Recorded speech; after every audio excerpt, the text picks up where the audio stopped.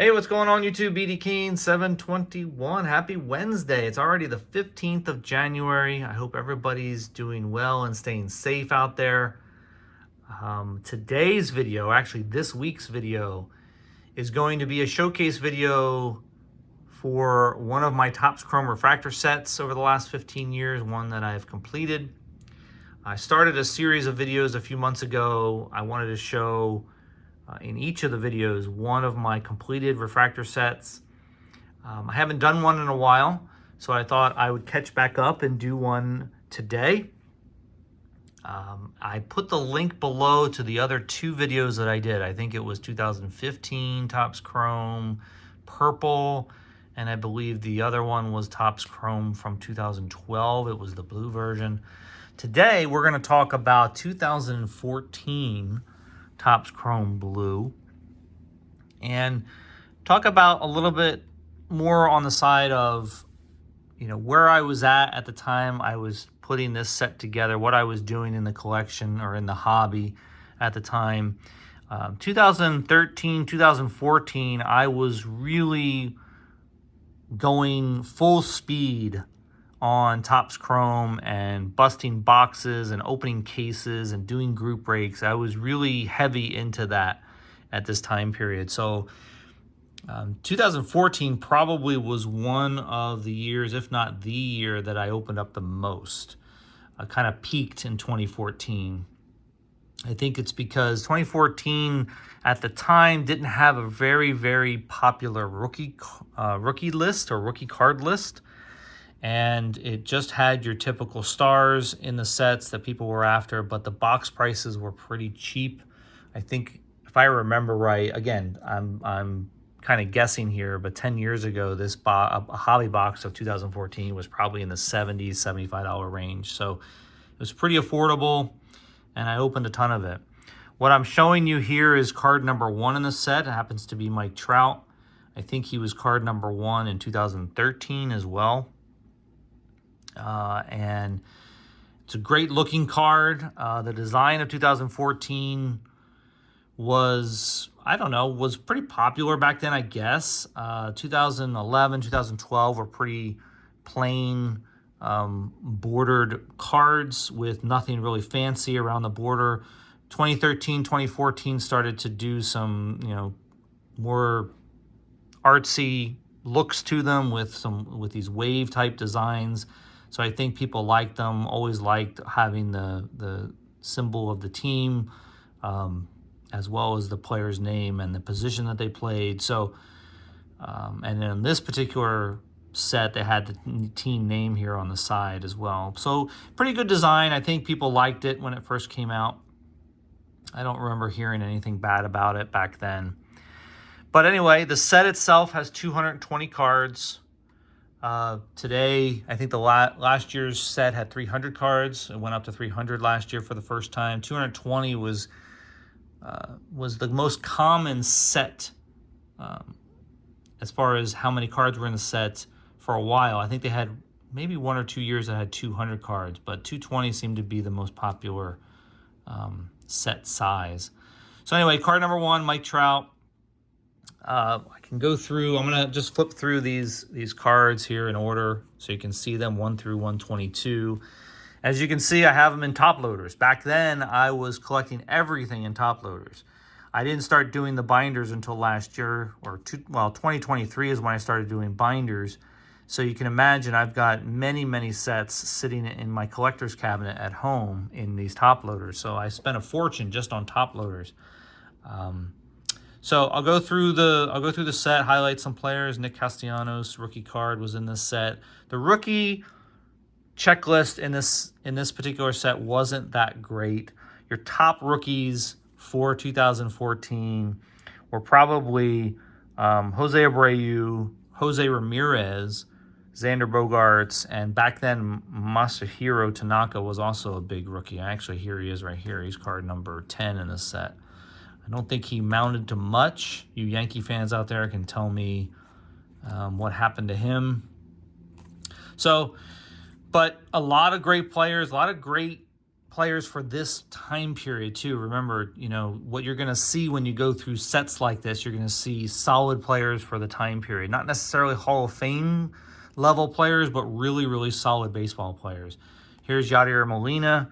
I put him on the list as a potential Hall of Famer, which I think he'll get in no problem. Steven Strasburg was kind of on that track, but don't think he'll be a Hall of Famer. Oscar Taveras, who unfortunately I think passed away a few years ago.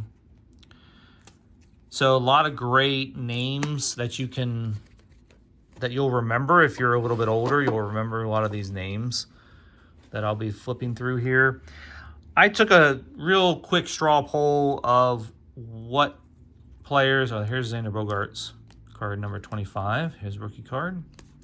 What players would potentially be a Hall of Fame player, like a Joey Votto? Would he potentially get into the Hall of Fame someday? I think so.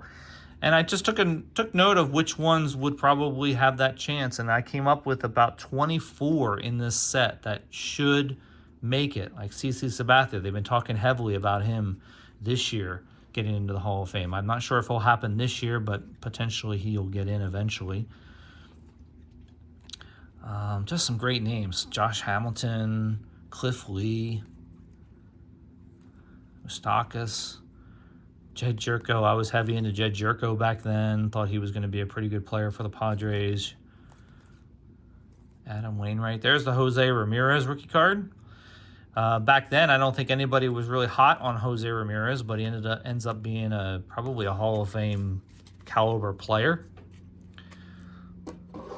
Most likely, if he keeps it up. Got Garrett Cole, probably a Hall of Fame player there, or pitcher. Adrian Beltre, newly elected to the Hall of Fame not too long ago. Jose Altuve, there's some arguments about him potentially in that discussion.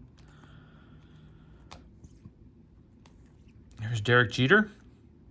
I think this was maybe the second to last year Derek Jeter had cards in Topps Chrome. I think 2015 was his last year. Anthony Rizzo. Jason Worth. Here's King Felix. Potential Hall of Famer there, I think. What do you guys think? David Price, Brandon Phillips, Nick Martinez rookie card. Billy Butler, Alan Craig, Prince Fielder. Don't think Prince Fielder is a Hall of Fame player, but definitely a big name during this time.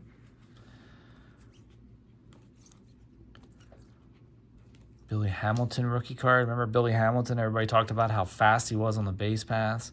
Marcus Stroman rookie card. Kenley Jansen. I know they've talked a little bit about him and his career. Will Myers, who just recently retired from baseball, has a good history with the Padres. John Lester. James Shields. Boy, James Shields. Every time I come across a James Shields card, I think about the trade they made for Fernando Tatis Jr. with him. Zach Wheeler. Yasiel Puig. On my list as the top dud in the 2010s time frame. Justin Upton. We got Cole Hamels, San Diego guy, actually. Yep, home is San Diego, California. Longo, Clayton Kershaw, future Hall of Famer. Got Jose Fernandez. Boy, what a tragic story that is. Had all the potential in the world. Unfortunately, passed away in a boating accident. R.A. Dickey, Andrew McCutchen. Hyunjin Ryu, who was, I think, a pretty solid pitcher for his time. Brandon Belt. I don't know if Brandon Belt's still playing. I'm wondering. Tulo had a good career, solid career. Sonny Gray, who's still pitching in the majors. And doing it well, I think. Cano, Robinson Cano, Aroldis Chapman, Ellsbury, Sin-Soo Choo, Jose Bautista, Travis d'Arnaud, who I think is still in the league as rookie card, Paul Goldschmidt, And I'm probably passing up on some players that I should mention, but can't do it all. Can't do them all. Johnny Cueto. There's Albert Pujols, so we'll get in the Hall of Fame here pretty soon. I think maybe in the next year or two, right? And let's see, rounding out the set here. Let's get back into the end. We've got George Springer, Matt Holliday. There's Justin Verlander, future Hall of Famer. Joe Mauer, who just got elected, a couple years ago. Freddie Freeman going into the Hall. Jose Reyes, Bryce Harper, definite Hall of Famer. Buster Posey, who will also be going in the next couple of years. Salvador Perez, you can make an argument he could get in. Craig Kimbrell, same with him. I know relief pitchers are getting more attention these days.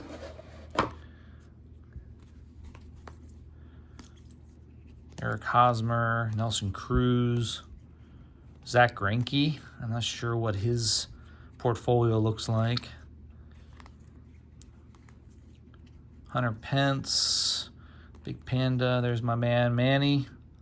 Great looking shot of him in the Orioles uniform. Probably one of my favorite cards, favorite photos of him in the Orioles uniform of all the cards that I collect.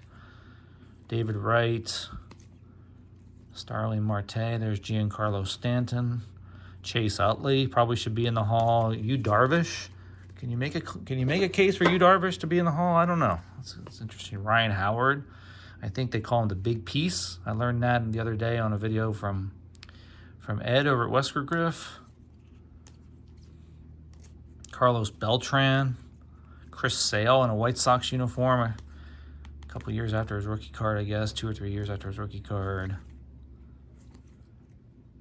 Ian Kinsler, Brent Gardner, Elvis Andrus, Colton Wong, who I think might still be playing, Madison Bumgarner, Carlos Gonzalez, Cargo, Joe Nathan. Boy, some of these names. Gio Gonzalez, Andrew Kashner. There's Jose Abreu, one of the other hot rookies of that year. I don't think he's as hot as he was before. He had some good years in Chicago, but it's kind of fizzled out. The last set of cards or block of cards here, you got Ortiz, current Hall of Famer, Matt Kemp, Dustin Pedroia,